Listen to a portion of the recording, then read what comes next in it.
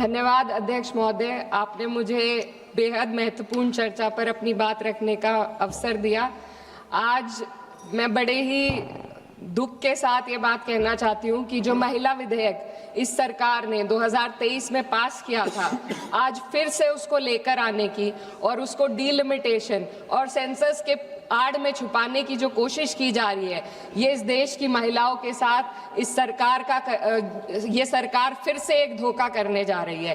पहले 2034 में इन्होंने इसके इम्प्लीमेंटेशन को कहा, अब भी इनकी नीयत 2029 में इस बिल के इम्प्लीमेंटेशन की नहीं है।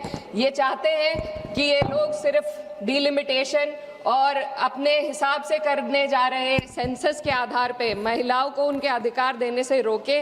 आज चिंता महिला आरक्षण की नहीं है।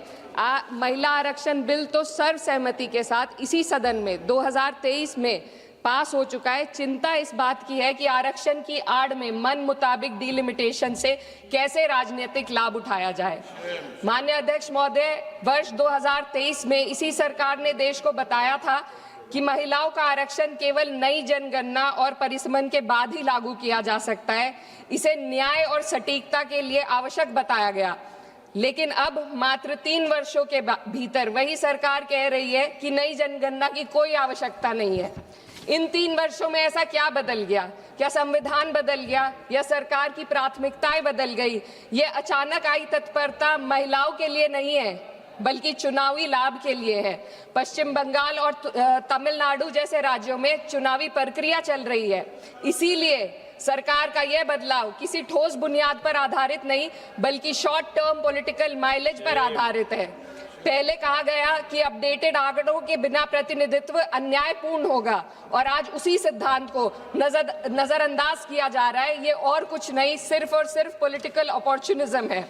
माननीय अध्यक्ष महोदय, इस विधेयक की सबसे बड़ी खामी यह है कि सरकार जानबूझकर पुराने आंकड़ों का उपयोग करना चाह रही है। जनगणना 2021 में होनी थी, लेकिन सरकार उसे कराने में विफल रही, और अब उस गलती को सुधारने की बजाय देश के प्रतिनिधित्व को 2011 के आंकड़ों पर चलाना चाहती है, जो 2029 में 18 वर्ष पुराने हो जाएंगे। यह विधेयक आज के भारत को कल के आंकड़ों में ढालने की कोशिश है।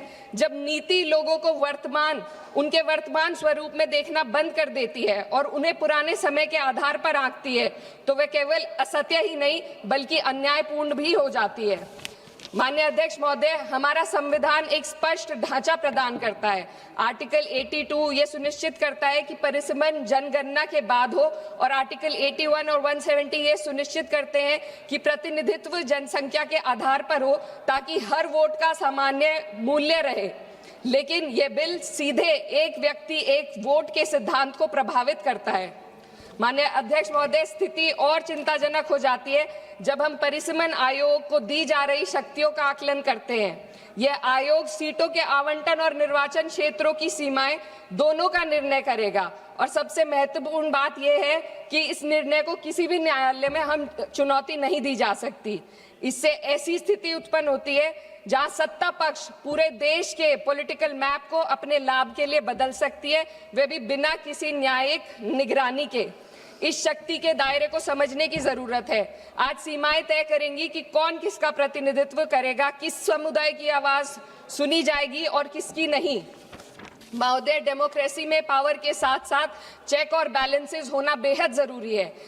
सरकार एक ऐसी संरचना बनाना जा रही है जहां पावर केंद्रित हो और जवाबदेही अनुपस्थित हो, और जब इतनी व्यापक शक्तियां बिना किसी निगरानी के दी जाती है तो ये केवल एक तकनीकी चिंता नहीं रहती, ये प्रतिनिधित्व की निष्पक्षता को प्रभावित करती है। माननीय अध्यक्ष महोदय, ये विधेयक लोकसभा की सदस्य संख्या को 50% बढ़ाने की बात करता है, लेकिन इतनी बड़ी वृद्धि संसदीय कार्य प्रणाली में किसी सुधार के इस सदन की प्रभावशालीता को कम कर सकती है। एक सदस्य के बोलने का समय घटेगा, समितियों के संचालन को कठिन हो जाएगा, और छोटे दलों के लिए अपनी बात रखना और चुनौतीपूर्ण होगा। मेरी मांग है कि सरकार संसदीय सत्रों के नंबरों को भी बढ़ाने का पहले गारंटी दे। अध्यक्ष महोदय, मैं बहुत जरूरी बात रखना चाहती हूँ, 2 मिनट दीजिए। महिलाएं कोई होमोजेनियस ग्रुप नहीं है, ये एक समान एक रूप समूह नहीं है। उनकी वास्तविकताएं जात, वर्ग और सामाजिक पृष्ठभूमि से निर्धारित होती हैं। फिर भी यह विधेयक इस वास्तविकता को नजरअंदाज करता है और पीडीए समुदाय, विशेषकर ओबीसी महिलाओं को पूरी तरह बाहर कर देता है, जो इस देश की बहुत बड़ी आबादी है। ये इस विधेयक की संरचना में एक गंभीर कमी है। सोचिए एक ऐसी युवा महिला, सर 2 मिनट्स, जो पिछड़े वर्ग या अल्पसंख्यक परिवार से आती है, जो अपने घर में पहली बार पढ़ाई कर रही है, पहली बार घर से बाहर निकलकर सार्वजनिक जीवन का सपना देख रही है। उसके पास ना संसाधन है, ना नेटवर्क है, ना राजनीतिक समाधान है। बिना उपकोटे के वह इस व्यवस्था में कैसे पार्टिसिपेट करेगी जहां पहले से ही असमानताएं मौजूद है। ओबीसी उपकोटे के बिना इस आरक्षण का लाभ पहले से ही सुविधा संपन्न वर्ग तक ही सीमित रहेगा। वंचित समुदाय की महिलाओं को एक बार फिर हाशिए पर धकेल दिया जाएगा। अध्यक्ष महोदय, नेताजी स्वर्गीय मुलायम सिंह यादव जी ने हमेशा स्पष्ट रूप से कहा कि सामाजिक न्याय के बिना, ओबीसी कोटे के बिना महिला आरक्षण का लाभ सिर्फ एक सीमित दायरे तक रह जाएगा।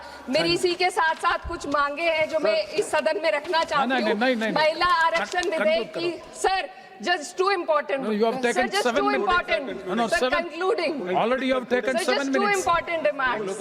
No, not you Sir, conclude just करो. too important You demands. conclude करो ना. डिलिमिटेशन और जनगणना के आंकड़ों को महिला आरक्षण विधेयक के साथ कोई संबंध नहीं है। यदि सरकार महिलाओं के आरक्षण को जनसंख्या के आंकड़ों से जोड़ने पर तुली है, तो आधी आबादी जिसे कहते हैं, महिलाओं को उनकी जनसंख्या हिस्सेदारी के साथ 48 से 39% आरक्षण देने का काम करे।